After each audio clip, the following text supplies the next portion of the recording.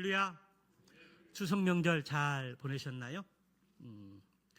저도 시골에 잘 다녀왔습니다. 연로하신 부모님이 계시지만 늘 거룩한 부담감을 가지고 어떻게 하면 잘 돕고 섬길까 그 마음만 가지고 올라왔습니다. 아무튼 추석 명절에 또 가족과 함께 보내면서 힘과 회복을 통해 또 오늘 이 은혜 자리에 오신 줄로 믿습니다. 한 분 한 분을 축복하고 환영합니다. 오늘도 말씀을 통해서 하나님 내게 주시는 귀한 말씀을 듣고 또 우리가 하나님의 뜻을 이루며 나가는 행복한 우리 교회 공동체가 되시기를 주님 이름으로 축원합니다. 우리가 지난주 탕자의 비유의 말씀을 들었는데요. 이 탕자의 비유의 다른 말은 바로 본문의 말씀에 기록되어 있듯이 잃은 아들을 되찾은 아버지 비유입니다. 그리고 속편은 탕자의 비유라고 일컬어지기도 합니다. 탕자의 비유를 일컬어서 우리는 또 돌탕 그리고 집탕이라고 부릅니다. 여기 돌탕은 돌아온 탕자의 줄임말이고요. 집탕은 집안에 있는 탕자를 일컫는 말입니다. 지난주 돌탕에 이어서 오늘은 집탕에 대해서 우리 함께 말씀을 잠시 나누고자 합니다. 심리학 용어 중에 착한 아이 증후군과 스마일 마스크 증후군이라는 용어가 있습니다. 착한 아이 증후군, 스마일 마스크 증후군. 여러분, 어떤 의미를 가지고 있을까요? 착한 아이 증후군은 부모의 명령이나 말씀에 절대 거역하면 안 되고 착한 모습만 보여주려고 내면을 억압하다가 생긴 병입니다. 이런 사람들은 성인이 되어서 내면에 내재한 폭력성이 폭발하게 되면 큰 문제가 커질 수 있습니다. 이런 분들은 예수님을 인격적으로 만나야 되고 삶의 변화를 성령님을 통해서 가져와야 됩니다. 그래서 내면에 내재되어 있는 그 폭발성 그리고 그 분노하는 그런 것들이 성령 안에서 잘 다스려져야 한다라는 것입니다. 스마일 마스크 증후군, 여러분들이 114 핸드폰을 이렇게 누르게 되면 사랑합니다 고객님 그러한 멘트를 들으시게 될 텐데요. 사랑합니다 고객님 하며 항상 스마일하고 웃는 모습만 보여줘야 하는 서비스 직종의 사람들이 받는 고통을 말하는 용어입니다. 자신의 속마음 상태와는 상관없이 가짜 표정을 하고 속으로 슬픔과 분노를 감추면서 생기는 병인데요. 이것은 마음의 불균형의 병이라 할 수 있습니다. 화가 나고 분노하지만 사람을 대할 때는 그것을 감추고 가짜 표정을 짓고 웃는 모습으로 대하는 병이라 할 수 있습니다. 혹 성도님들 가운데 착한 아이 증후군과 스마일 마스크 증후군을 가지고 있는 분들이 있는지 모르겠습니다. 그런데 저를 생각해 보니까 착한 아이 증후군과 스마일 마스크 증후군이 많이 있는 것을 발견하게 되었습니다. 이번 주 추석 명절에 시골에 가서 연로하신 아버지와 함께 보내면서 많은 생각이 교차했습니다. 저는 부모님을 보면 어렸을 때부터 그런 생각을 가졌던 것 같아요. 나를 위해서 고생하시고 애쓰는 부모님에게 어떻게 하면 효도할까? 그런 생각이 어렸을 때부터 가지고 있었고 지금도 그 생각이 변함이 없습니다. 그래서 할 수만 있으면 아버지의 말씀이나 명령에 거절하지 않고 거역하지 않고 그리고 예만 해야 되겠다고 하면서 살아야 되겠다고 생각을 했습니다. 그래서 지금까지 저와 아버지의 관계 속에서는 늘 아버지는 말씀하시고 아버지의 필요를 요구하실 때마다 저는 거절한 적이 한 번도 없는 것 같아요. 늘 예만 하고 아버지의 그 요구를 충족하고 그렇게 살아왔습니다. 그 마음은 천국에 가시는 그날까지 변함이 없습니다. 아버지가 어떤 말씀을 하시든지 어떤 명령과 요구를 하시든지 저는 예만 하면서 살아갈 것입니다.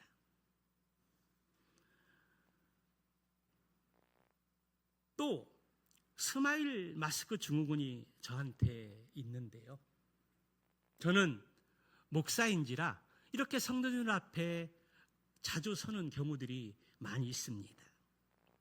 그러다 보니까 슬픈 감정이나 속상한 마음을 다 표현하지 못하고 앞에 설 때마다, 그리고 성도들을 대함할 때마다 아무 일 없다는 듯이 언제나 웃는 얼굴로, 그리고 쿨한 모습으로 성도들을 대하는 경우들이 많이 있습니다. 그러나 때로는 감정을 숨기지 못해서 얼굴 표정이나 말과 행동으로 나타난 경우들이 있는데요. 그때는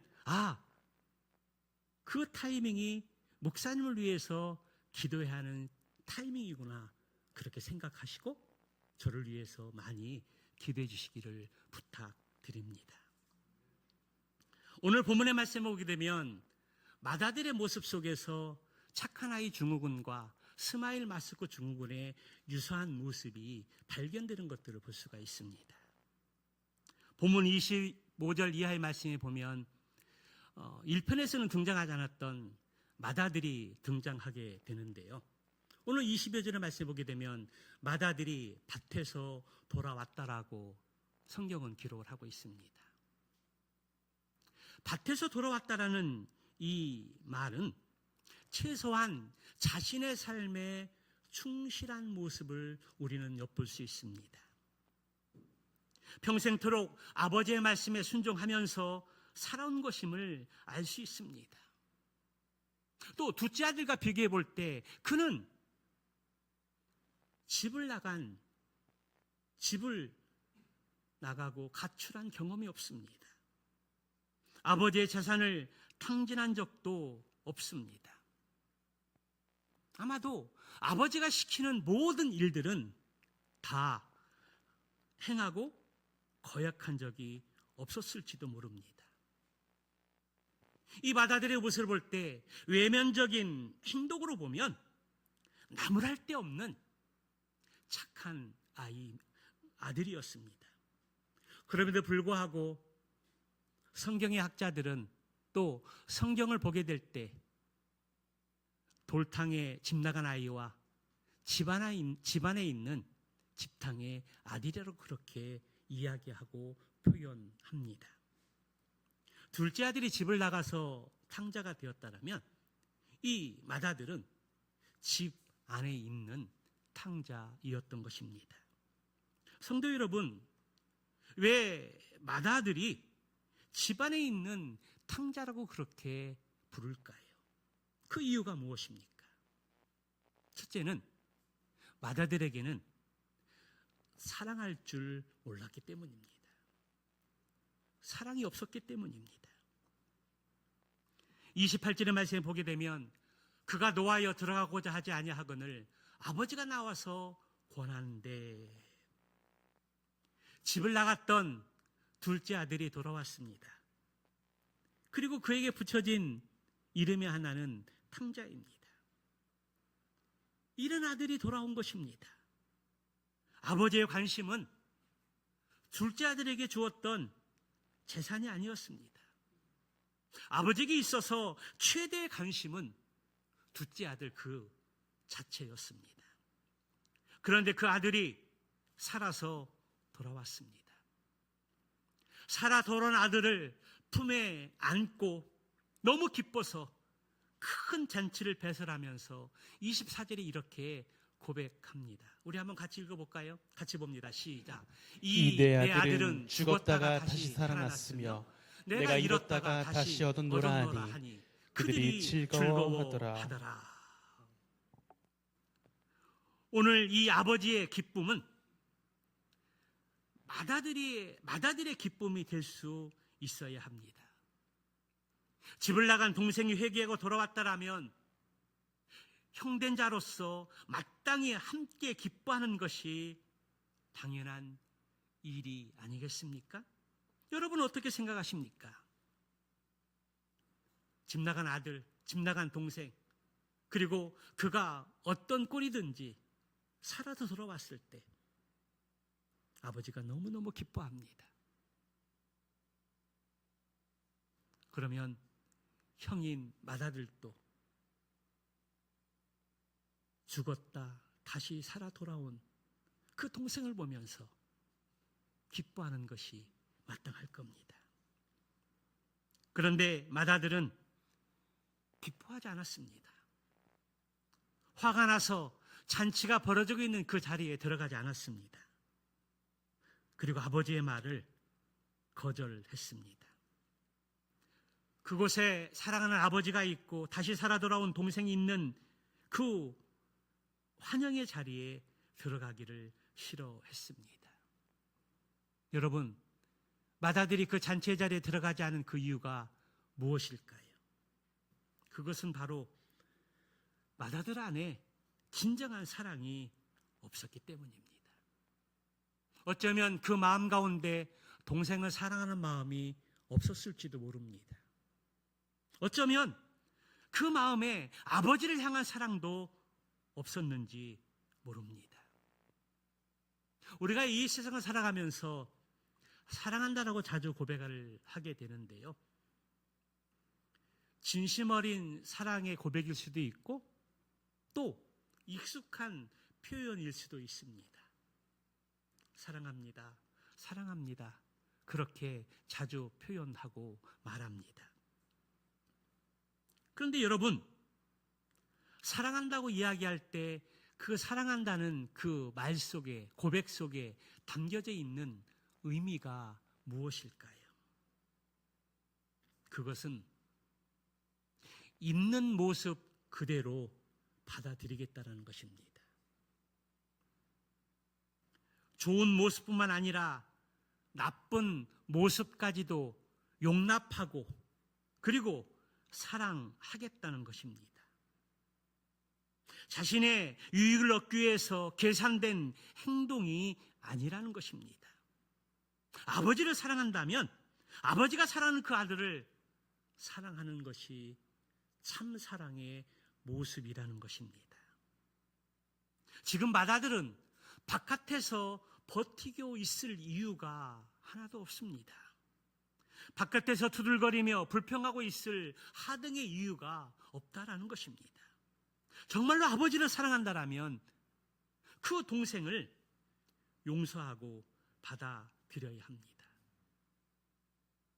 그런데 지금 맏아들의 마음속에서는 동생을 용납하고 있는 그대로의 모습으로 받아들일 사랑의 마음이 1도 없었다라는 것입니다.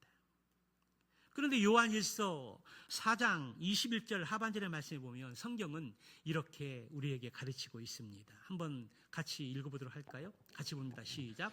우리가 이 계명을 주께 받았나니 하나님을 사랑하는 자는 또한 그 형제를 사랑할지니라.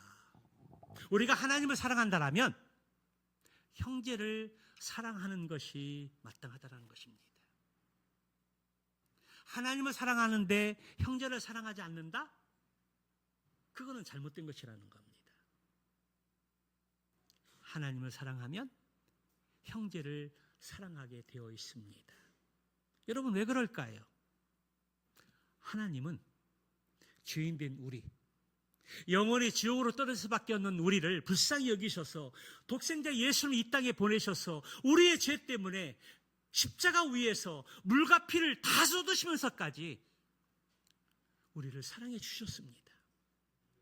우리가 그 사랑을 알고 경험하고 깨달고 그 십자가 사랑을 받아들였다면 마땅히 형제를 사랑하는 것이 옳다라는 것입니다. 이것이 성경적인 가르침입니다. 집에 있는 맏아들이 정말로 아버지를 사랑했다라면 그 아버지의 아들이고 자기의 친동생인 혈육을 사랑하는 것이 마땅합니다. 그러나 그는 그렇게 하지 않고 그 사랑을 밀어냅니다.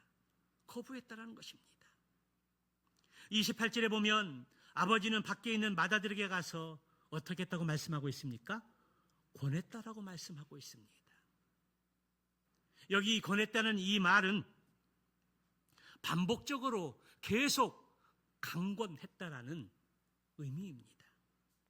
여러 번 계속해서 사정하고 설득하고 빌면서 그 잔치의 자리를 들어오게 하려고 애썼다라는 것입니다.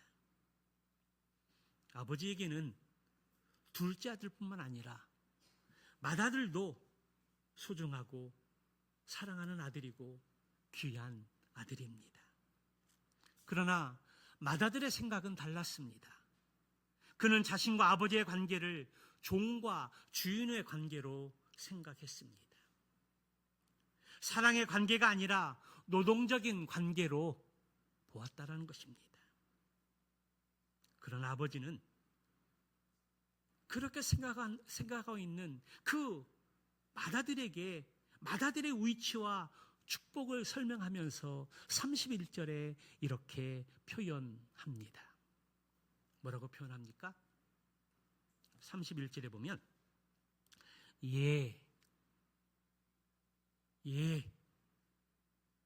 얘야. 영어 성경에 보면 My son, 나의 아들아. 지금 아버지는 큰 아들을 향해서 얘야, My son, 나의 아들아. 그렇게 표현하고 있다는 것입니다. 우리 31절, 32절의 말씀을 다시 한번 보도록 할까요? 31절, 32절 같이 봅니다. 시작. 아버지가 이르되 예 너는 항상 나와 함께 있으니 내 것이 다 내 것이로되 이 내 동생은 죽었다가 살아났으며 내가 잃었다가 얻었기로 우리가 즐거워하고 기뻐하는 것이 마땅하다 하니라. 여기 32절 마지막 부분에 마땅하다라는 의미가 참으로 중요한데요. 이 말은 항상 기뻐해야 한다라는 것을 강조하는 말입니다. 아버지는 지금 아들이 회개하고 돌아온 것을 기뻐하는 것은 지극히 당연하다는 것을 말씀하고 있습니다. 그러나 이러한 아버지의 간곡한 권유와 설득이 있었음에도 불구하고 맏아들은 밖에서 그 잔치의 자리에 잃었다가 다시 찾은, 죽었다 다시 살아온 그 아들을 환영하고 축복하는 그 자리에 들어가기를 거부했다라는 것입니다. 여러분 왜 그랬을까요? 맏아들이 왜 아버지가 사정하고 간청하고 빌고 있는데 왜 그것을 거부하고 그 자리에 들어가기를 거절했을까요? 그것은 맏아들에게 사랑이 없었기 때문입니다. 그렇기 때문에 맏아들은 집안에 있는 탕자였던 것입니다. 둘째 아들이 집안의 탕자인 두 번째 이유는 감사할 줄 몰랐기 때문입니다. 우리 29절의 말씀을 한번 보도록 할까요? 같이 봅니다. 시작. 아버지께 대답하여 이르되 내가 여러 해 아버지를 섬겨 명을 어김없이 없거늘 내게는 염소새끼라도 주어 나와 내 벗으로 즐기게 하신 일이 없더니. 오늘 29절의 말씀 한번 잘 보십시오. 띄워주시기 바랍니다.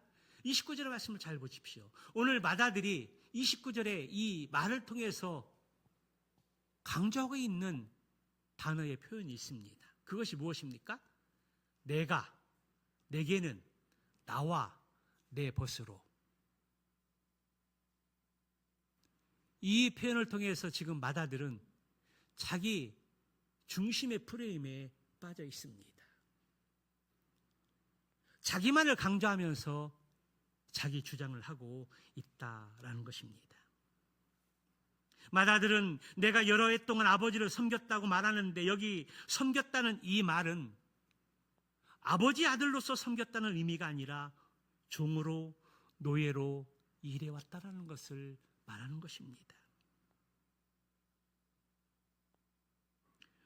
우리는 그가 얼마나 많은 일을 했는지는 본문을 통해서는 알 수는 없습니다. 그러나 참으로 아버지를 잘 섬긴 아들이라면 이렇게 말할 수 없습니다. 이것은 순전히 자기의 의의를 나타내거나 자기의 공로를 주장하기 위해서 일한 것입니다. 억지로 참아가면서 일한 것입니다. 여러분, 우리가 아버지를 섬기는 이유가 무엇일까요? 여러분, 아버지를 섬기는 이유가 무엇입니까? 아버지는 나를 낳아주시고 나를 또 길러주시고 내가 성장하고 어른이 되기까지 나의 모든 필요를 서포트해 주시면서 양육해 주셨기 때문입니다. 그 사랑이 너무나 감사해서 아버지를 섬기고 싶고 아버지에게 효도하고 싶은 그 마음이 인지상정입니다.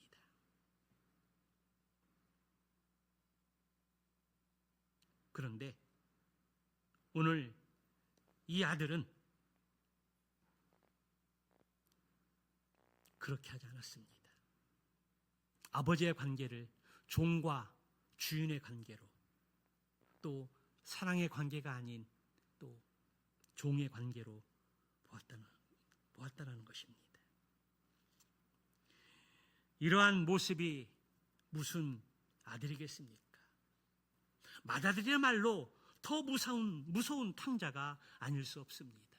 그는 은혜의 관계인 아버지와 아들을 율법의 관계로 바꾸어 놓았습니다.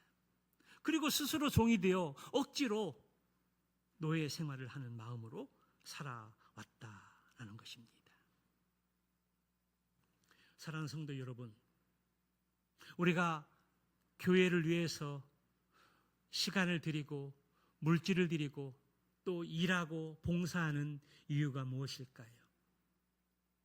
어제도 청년들이 와서 얼마나 청소를 깨끗하게 청소하고 버리고 하는지 모릅니다.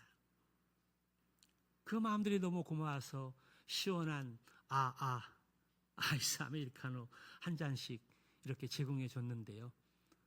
저는 너무나 고맙습니다. 우리 청년들이 매월 셋째 주에 와서 청소하고 기쁨으로 웃고 교제하고 청소하는 일들이 보기가 너무 좋습니다. 우리 청년들뿐만 아니라 매주마다 남전도 여전도에서 땀 흘려 수고하고 주일을 준비하면서 일하는 것들이, 봉사하는 것들이, 그리고 주일날 식사 봉사를 위해서 주일부터, 아니 한 주간 전부터 무엇을 맛있게 해서 제공할까 기도하면서 준비하는 손길들을 보면 얼마나 감사한지 모르겠습니다. 여러분, 그렇게 하는 이유가 무엇입니까? 뭐 때문에 돈도 안 나오고 또 돈 내면서 그렇게 하는 이유가 무엇입니까? 우리가 하나님 아버지의 사랑을 경험했기 때문입니다. 그것이 너무나 감사하기 때문입니다. 나 같은 죄인, 영원히 지옥에 떨어질 수밖에 없는 나 같은 죄인을 불쌍히 여기셔서 예수님 이 땅에 보내시고 우리 주님이 십자가 위에서 물과 피를 다 쏟으시면서까지 우리를 위해서 십자가에 죽으시고 부활하신, 그리고 천국의 그 소망을 갖게 하신 그 하나님의 사랑과 예수 그리스도의 은혜가 너무나 감사해서 내가 하나님 앞에 보답할 수 있는 길이 무엇일까? 첫째는 이렇게 예배를 드리는 것이고, 둘째는 시간과 물질과 나의 생명과 나의 모든 것을 다 드려서 주님께 드릴 수 있다라면 그것이 아깝다고 생각하지 않기 때문에 그렇게 하는 것이 아닙니까? 어떤 대가와 보상을 받기 위해서 하는 것이 아니라, 인정받기 위해서 하는 것이 아니라, 나 같은 죄인을 구원해 주신 그 은혜에 감사해서 우리가 주님의 몸된 교회를 위해서 봉사하고 우리의 모든 걸 다 드려야 되는데 10분의 1만 드리고 또 여러 가지 각종의 귀한 제목들을 담아서 올려드릴 그 손길들이 그렇게 할 수 있는 것은 그 하나님의 은혜를 생각하며 감사한 마음이 있기 때문에 그러는 거 아닙니까? 우리가 또 보상을 받기 위해서 그 의를 쌓고 천국에 사는 것이 아니지 않습니까? 하나님의 사랑을 보면, 경험하게 되면 그것이 너무나 감사하기 때문에 누가 알아주지 않더라도, 조금 힘들더라도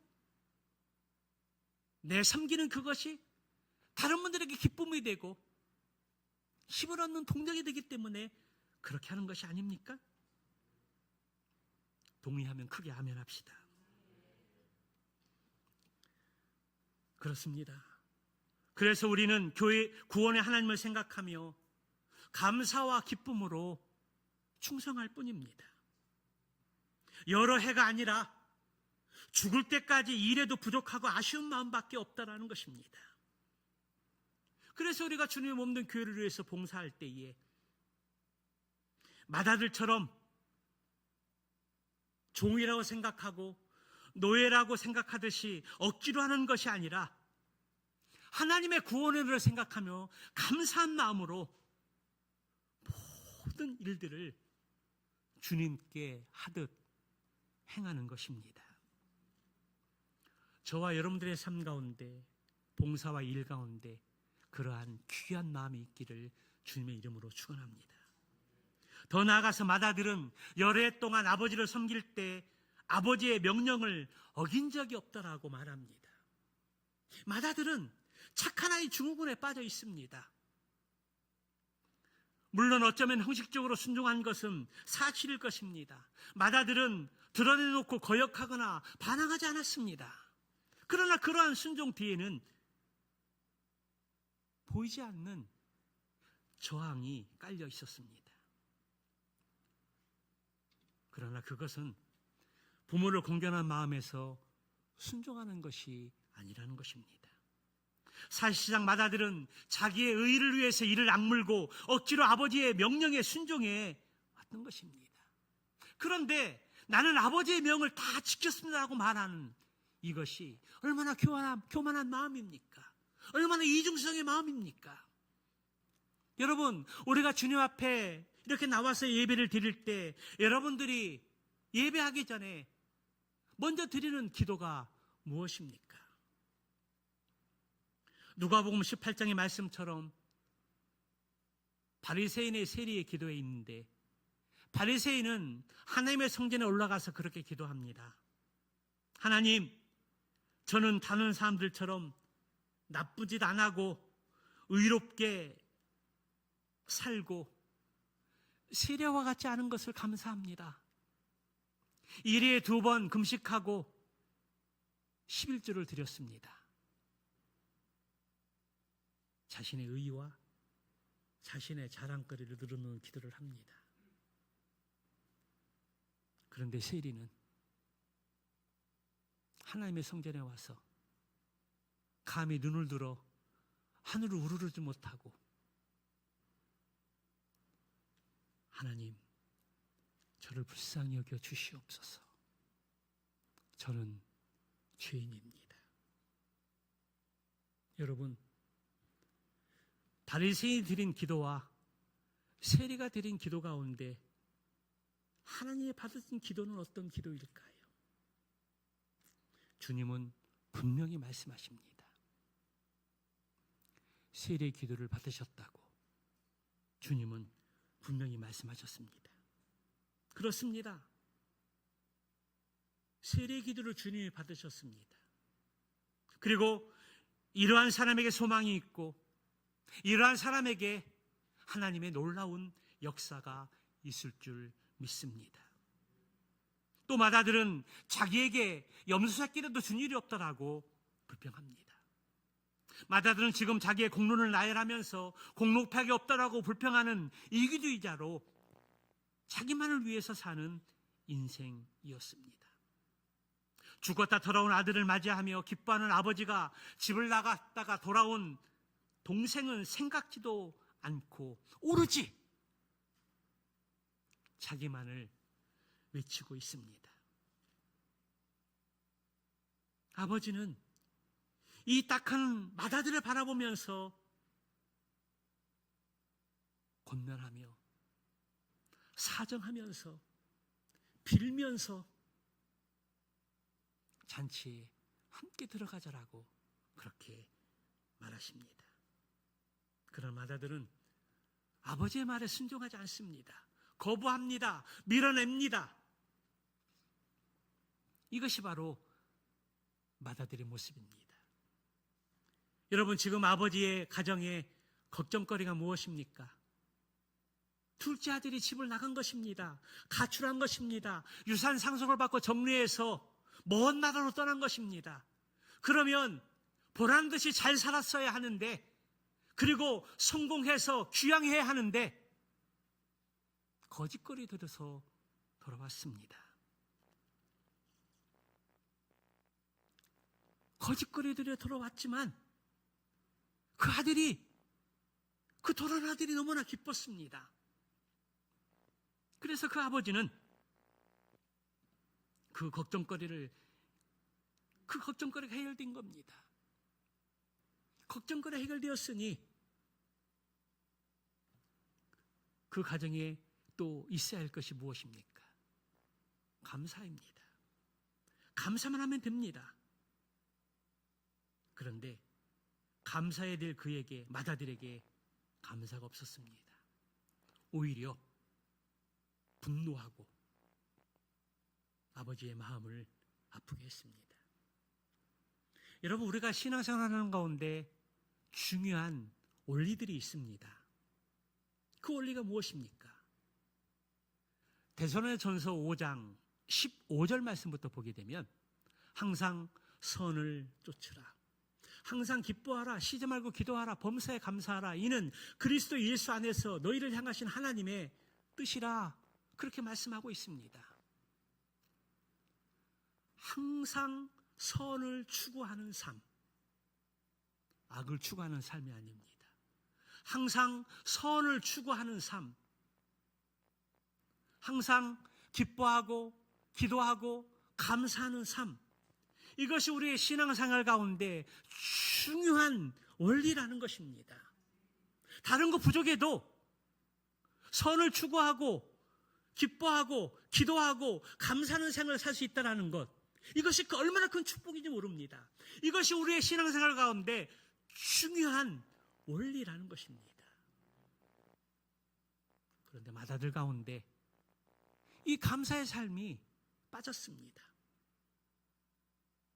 아버지의 표현처럼 죽었다가 살아온 아들, 잃었다가 다시 찾은 그 아들이, 동생이 돌아왔다라면 얼마나 기쁜 일이고 감사한 일이겠습니까? 거두절미하고 모든 것 다 내려놓고 감사하면 되는 것입니다.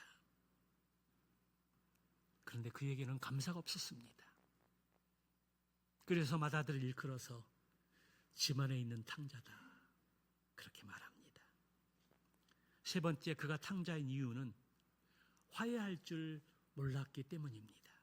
30절의 말씀에 보면 아버지의 살림을 창녀들과 함께 삼켜버린 이 아들이 돌아오매 이를 위하여 살진 송아지를 잡으셨나이다. 오늘 동생이 집을 나갔습니다. 허랑방탕했습니다. 그리고 이방인의 종이 되었습니다. 그러던 어느 날 집 나간 둘째 아들이 거지가 되어서 돌아왔습니다. 그러나 형은 돌아온 동생을 인정하지 않았습니다.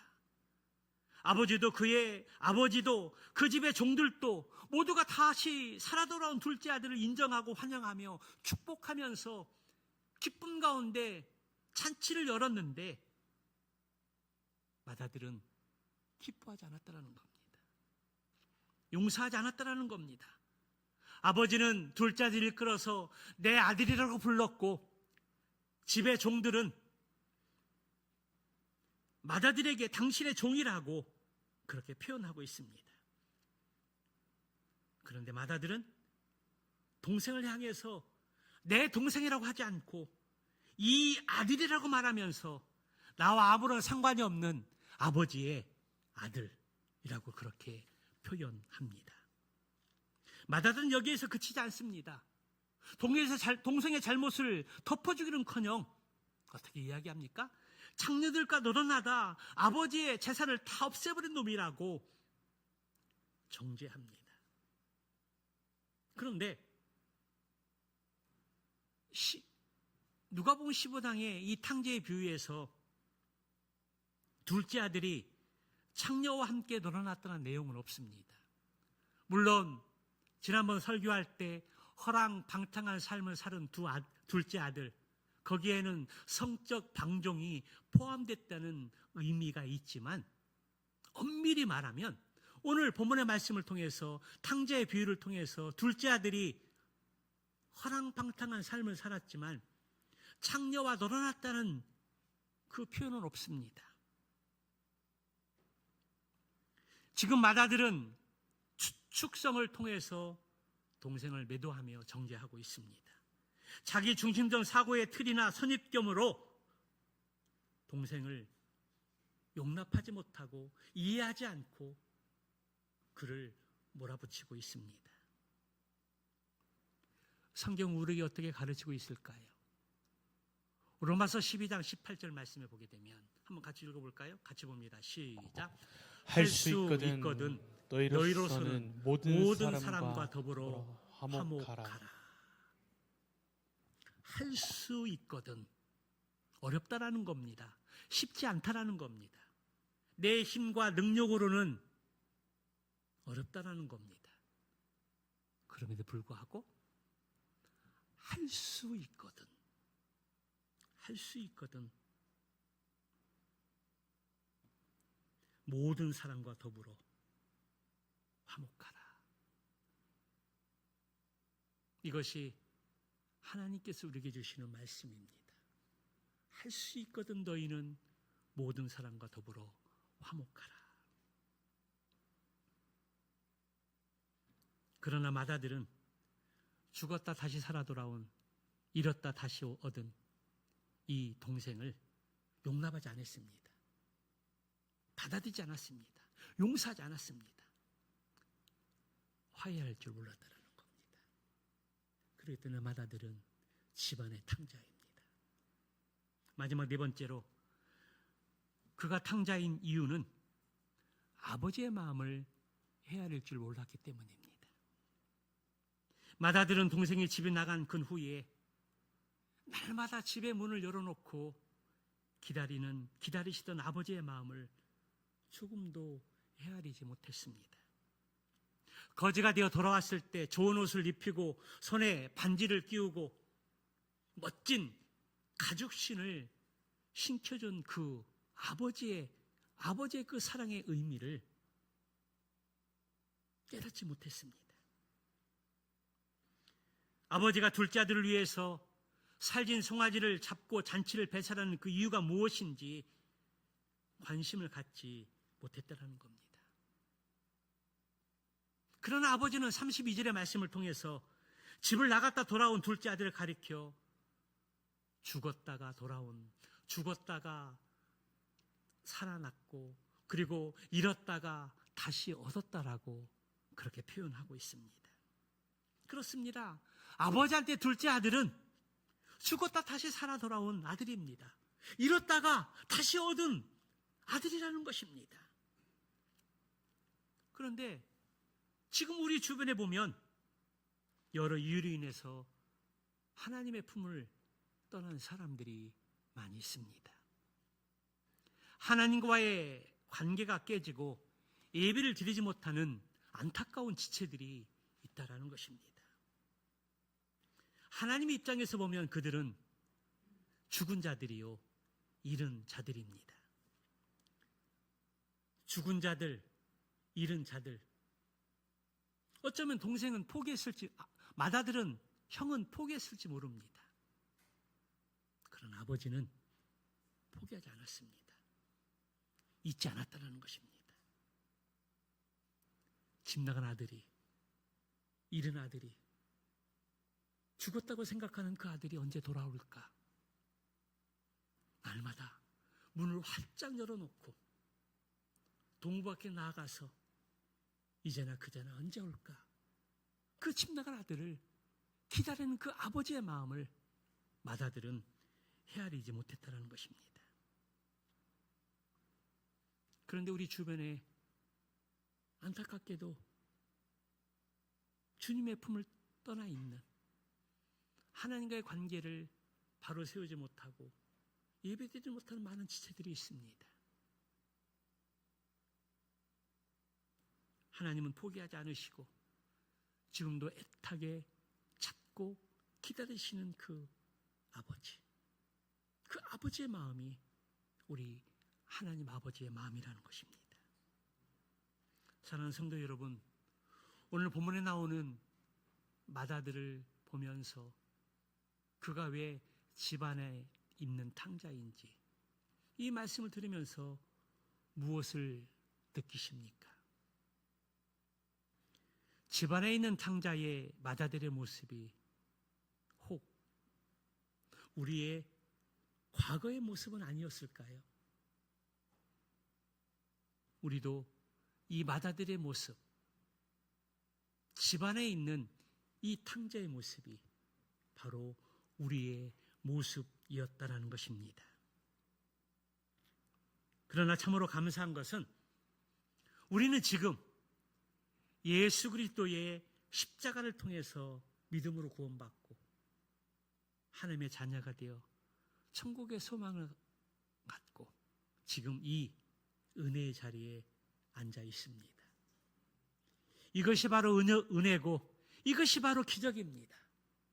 지금 나 같은 사람이 예수 그리스도 십자가의 보혈의 피로 구원받고 예배드리면서 이 은혜의 자리에 앉아 있다는 것, 이것이 바로 은혜요 하나님의 사랑이라는 것입니다. 지금 교회에 감사와 기쁨의 잔치가 벌어지고 있습니다. 그러나 지금 혼자 밖에서 서성거리는 사람들이 있습니다. 집 나간 후에 돌아오지 않은 영혼들이 있다는 것입니다. 집안에 탕자로 살아가는 구성원들이 있다는 것입니다. 그렇다면 우리는 그분들을 위해서 우리는 어떻게 해야 될까요? 무엇을 해야 할까요? 먼저는 기도입니다. 그 영혼을 놓지 않고 그 영혼을 가슴에 품고 그 영혼이 이 예배의 자리에, 은혜의 자리에 나올 수 있도록 끊임없이 기도하고 또 기도하는 것입니다. 그리고 그 영혼을 향한 사랑의 마음을 놓지 않는 겁니다. 하나님이 놓는 순간까지 우리는 그 사랑의 끈을 놓지 않는 겁니다. 그런데 우리 하나님은 그 사랑의 끈을 놓지 않습니다. 그렇다면 우리도 그 사랑의 끈을 놓아서는 안 됩니다. 그리고 오늘 둘째 아들을 향한, 맏아들을 향한 아버지의 마음을 가져야 합니다. 아버지의 마음, 하나님의 마음을 가져야 합니다. 그리고 더 나아가서 위로부터 오는 성령의 충만한 능력을 덧입어야 합니다. 그리고 10월 13일에 창립 25주년 새생명 전도 축제에 그 귀한 영혼을 이 은혜의 자리에, 그리고 이 예배의 자리에 모시고 오고 초청하고 함께 할 수 있도록 그 소망의 끈을 놓지 말아야 됩니다. 지난번에도 안 됐고 어제도 안 됐는데 오늘 될까? 아닙니다. 내 생각과 내 뜻으로는 안 됩니다. 그러나 하나님은 됩니다. 하나님이 하시면 됩니다. 오늘 이 마음을 품고 왜 맏아들이 집안에 있는 탕자인지를 묵상하는 가운데 10월 13일에 있을 새생명 전도 축제에 귀한 영혼을 이 은혜의 자리, 간증과 복음의 자리에 꼭 모시고 와서 구원받고 하나님의 자녀가 되고 놀라운 천국 잔치를 경험하는 복된 그런 소망을 갖고 전도할 수 있는 저와 여러분 되시기를 주님의 이름으로 축원합니다.